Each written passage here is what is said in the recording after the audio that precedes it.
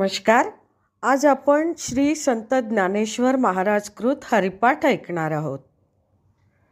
जय जय राम कृष्ण हरी, जय जय राम कृष्ण हरी. सुंदर ते ध्यान उभे विटेवरी, करकटावरी ठेवूनिया. तुळसी हार गळा कासे पितांबर, आवडे निरंतर हेची ध्यान. मकर कुंडले तळपती श्रवणी, कंठी कौस्तुभ मणी विराजित. तुका म्हणे माझे हेची सर्व सुख, पाहीन श्रीमुख आवडीने.